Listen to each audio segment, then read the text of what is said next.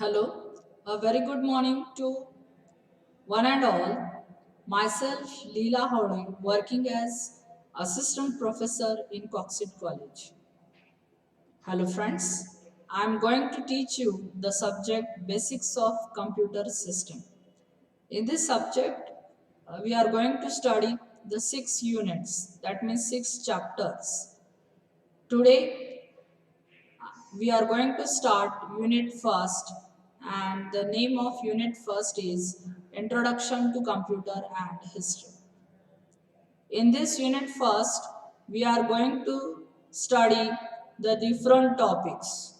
So we will see what are the different topics that we are going to cover under unit first, one by one.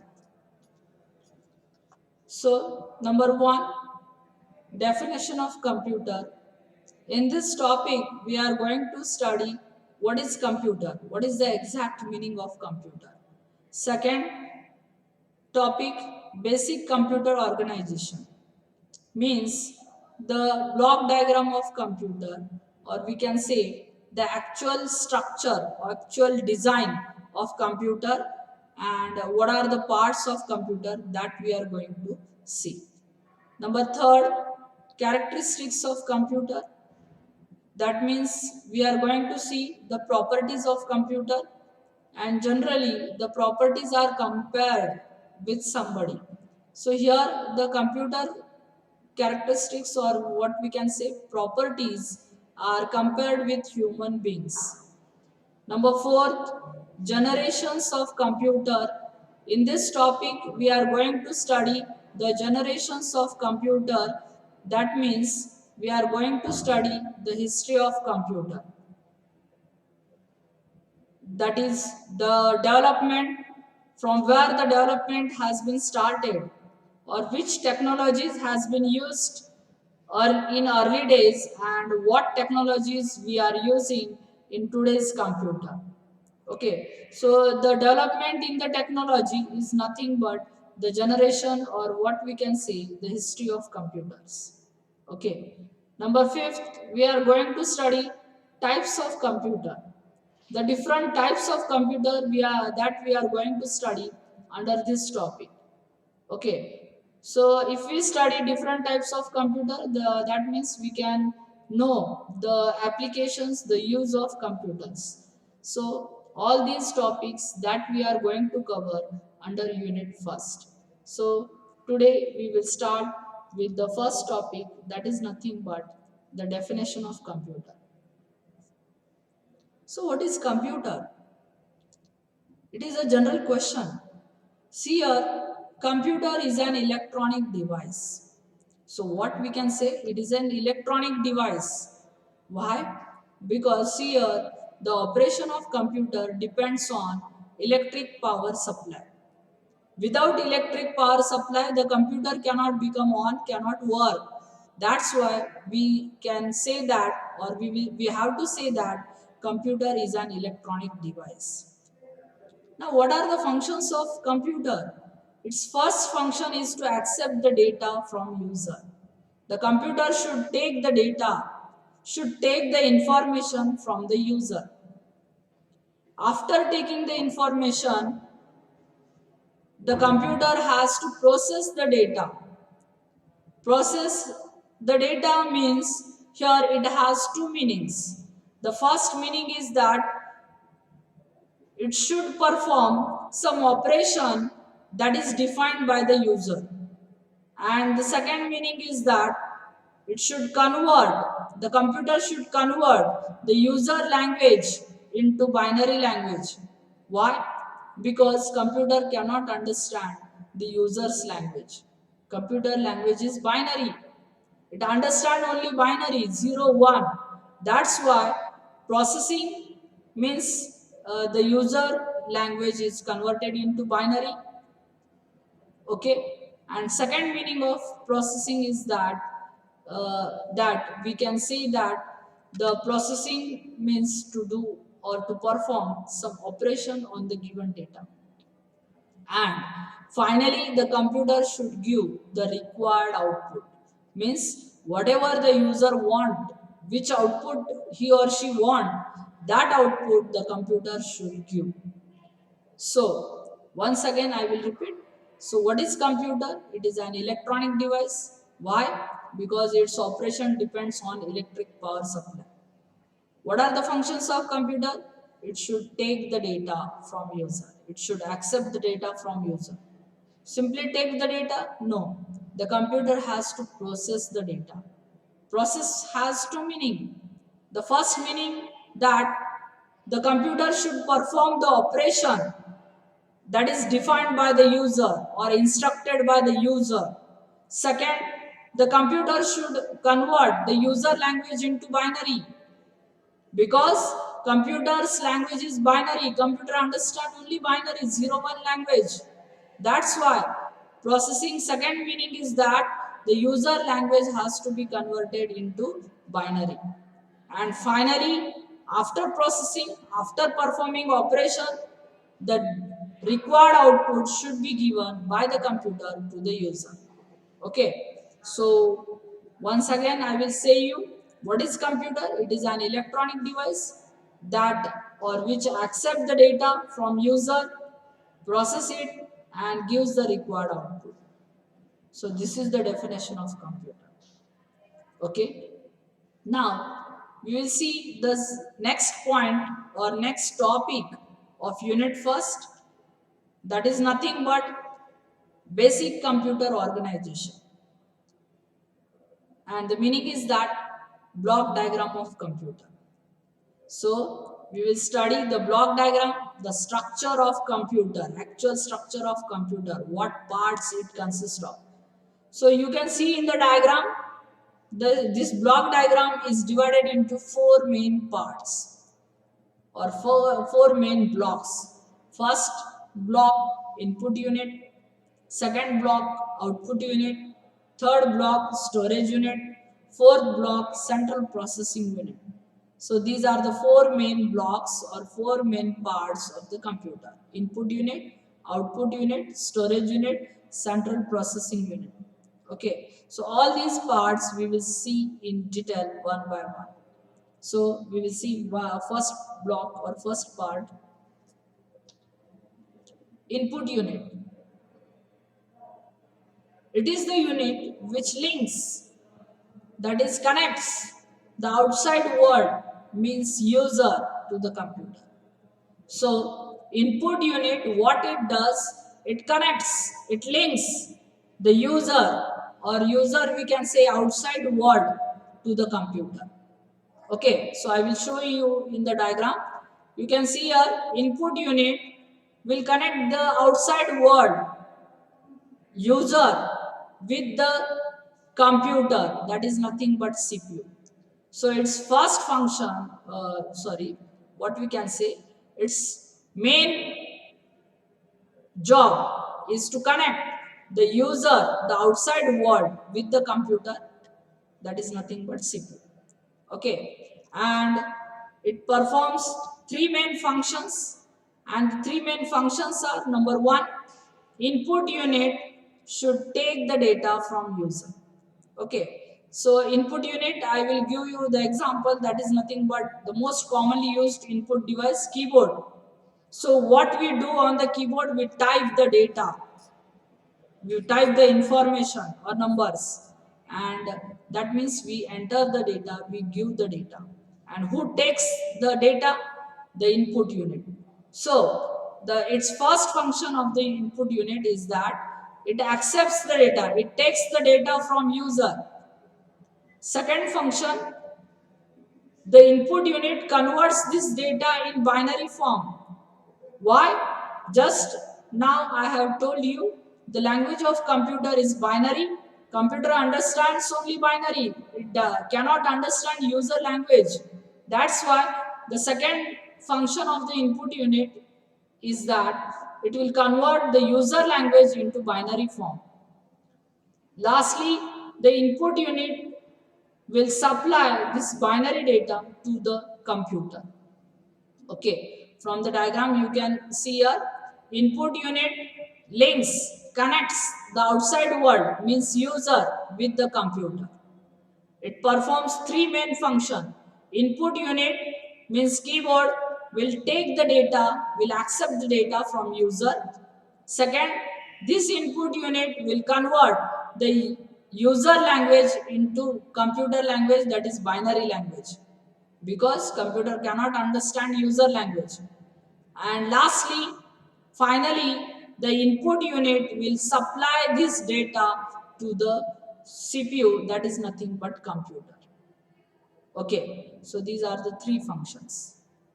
Now we'll study the output unit.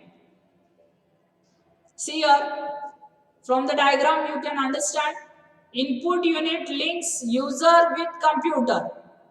Output unit has totally reverse function, opposite function to that of input unit. So what output unit will do? It will link, it will connect the computer, that is nothing but CPU, with the outside world. From the arrow you can understand. So output unit links, connects the computer with outside world means user. Okay, and it has three functions. It performs three functions which are opposite to input unit. I have told you input unit takes, accepts the data from user. Output unit takes the data from user, accept the data from user, or not from user, it will accept the data from computer. Who is at the center? At the center there is CPU, what we can say computer. So output unit will take the data, accept the data from the computer. Next, input unit convert user language into binary, and finally it will supply this data to the CPU, that is nothing but computer. Here output unit will convert the computer language into user language. Why? Because user cannot understand the computer language. Okay. So second function of the output unit to convert computer language into user language. Okay. And finally the output unit will give this data, will supply this data to the user. The best example of output unit is monitor. Okay, you know, everybody knows monitor. So what are the functions of output unit? What are the functions of monitor? It will take the data from computer. Second, it will convert the computer language into user language. And finally, number third, it will supply this data to the user from the computer. Okay, you can see here. Okay, so these are the functions of the output unit.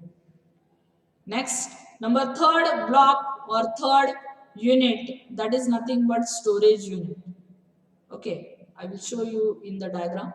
So we have seen two unit, input unit, output unit. Now number third, storage unit. You can see in the diagram, storage unit consists of secondary storage, primary storage. Means secondary memory, primary memory. Okay, so what is storage unit or what it does? See here, storage unit stores the data, instructions, programs, intermediate results and final results. Data, you know data. Data can be anything, alphabets, numbers, anything. Instruction means command, order given by user to the computer. So that is stored in the storage unit. Programs means set of instruction. Okay, that is nothing but program. Intermediate result means middle result, in between result. है ना? For example, 5 plus 2 plus 3. The final result is 10. Okay, what is the intermediate result, middle result? 5 plus 2, 7. So 7 is the intermediate result. And 5 plus 2 plus 3, 10. 10 is the final result. Have you understood? So, what the storage unit stores? It stores the data, it stores the instruction, means command order, and program means set of instructions, group of instructions, intermediate result, and final result. So, all these are stored in the storage unit. Now we can see that there are two types of storage unit: primary storage unit, secondary storage unit. So there are two types of storage unit: primary storage unit and secondary storage unit. So primary storage unit, it is also called as the main memory of computer. So what primary storage unit is called as? Main memory of the computer. This is the another name of primary unit. Second, what we can say here, data is stored temporarily. So how the primary unit stores the data? It stores the data temporarily. Okay, that's why it is called volatile memory. So primary memory is called volatile memory because the data will get erased when the power supply is switched off. So whenever the power supply gets switched off or the user makes the power supply switch off, then data will get erased. So it is called volatile. Okay. Next, what we can say here, primary memory is costly as compared to secondary memory, and its storage capacity or storage area is less as compared to secondary storage unit.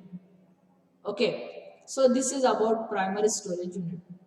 Once again, I will repeat. So primary storage unit is also called main memory. It stores the data temporary. It is volatile because data will get erased when power supply is switched off. It is costly as compared to secondary storage unit, and also the storage area or storage capacity of primary storage unit is very less as compared to secondary storage unit. Okay, so this is nothing but primary storage unit. I will show you in the diagram. Okay, so storage unit consists of primary storage and secondary storage unit.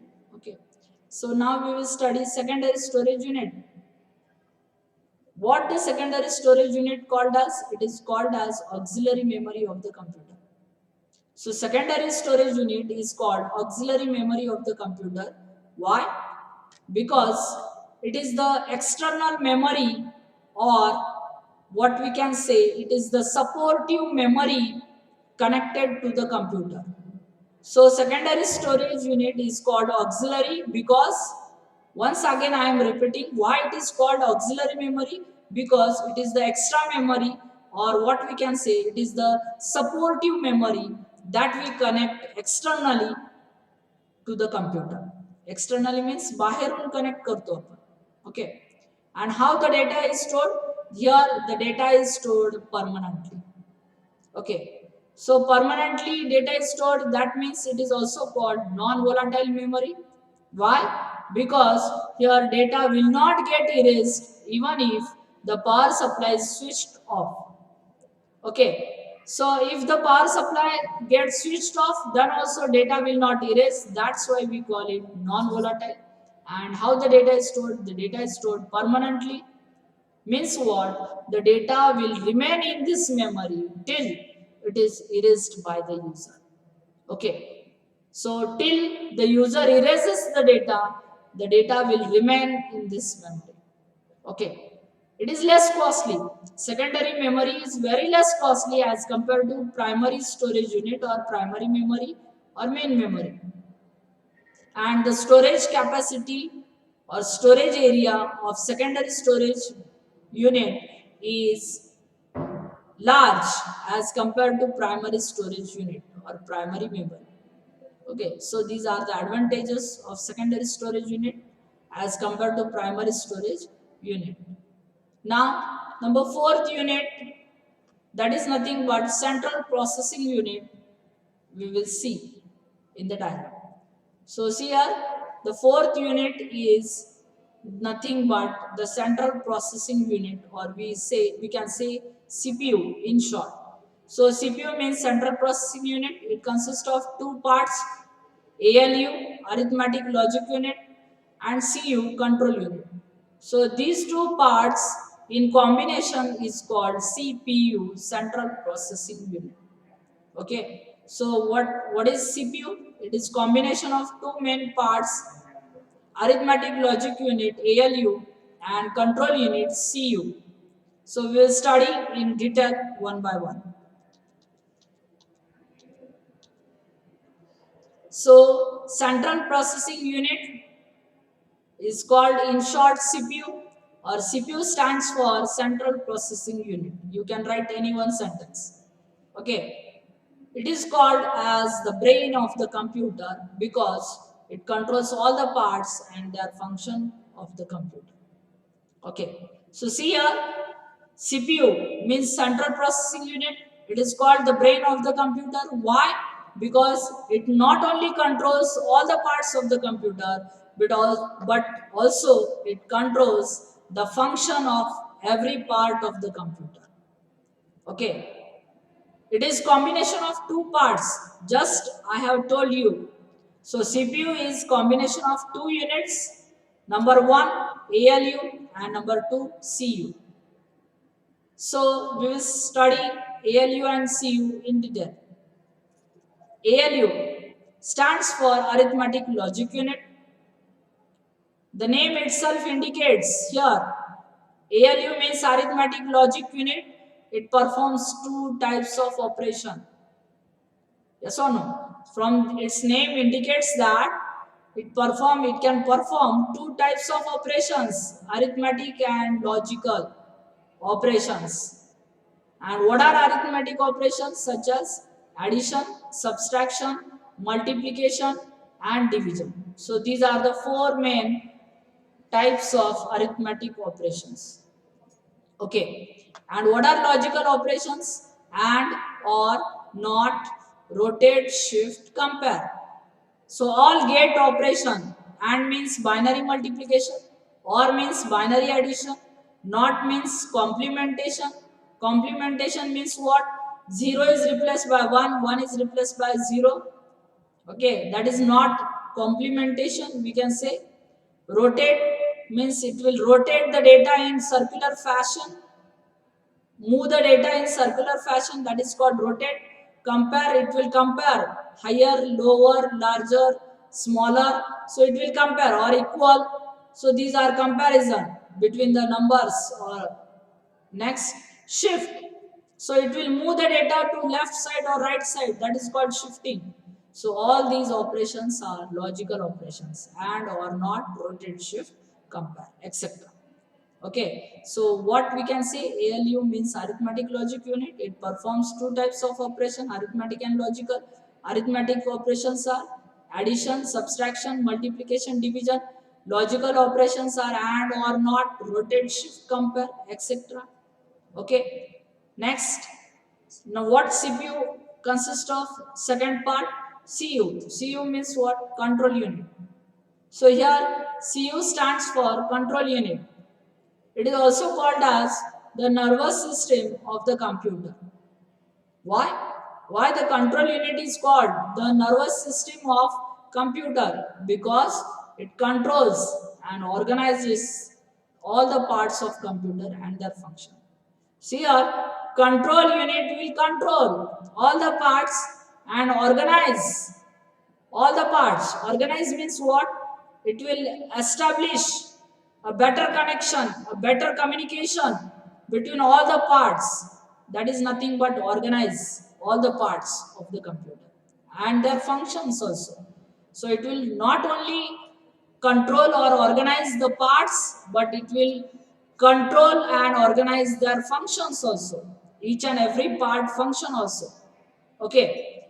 It tells what is the next function of CU. It tells the input unit when to supply the data to the storage unit. See here, just now I have told you input unit takes the data from user, but when to store the data in the storage unit, who tells? The control unit tells to the input unit when to store the data in the storage unit. Okay. The third function of CU is that it tells the ALU what to do with the received data. Means which operation should be performed with the received data, that is told by the CU control unit to the ALU. So here control unit tells the ALU What to do means which operation is to be performed with the given data. Okay. And last but not the least, the control unit also tells the computer to send only the final results and not the intermediate results to the output unit. So here CU not only tells to the or not only instruct to the input unit ALU, but it also instruct to the computer, that means monitor, or we can say output unit, that only to send the final result but not the intermediate result. Okay, so here we can understand that the final results are sent to the user, to the output unit, and this is done, all this is done by the control unit. Okay, so thank you very much.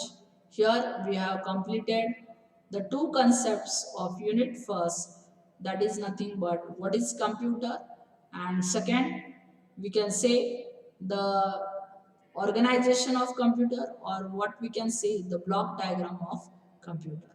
So thank you once again. I say to you, thank you very much.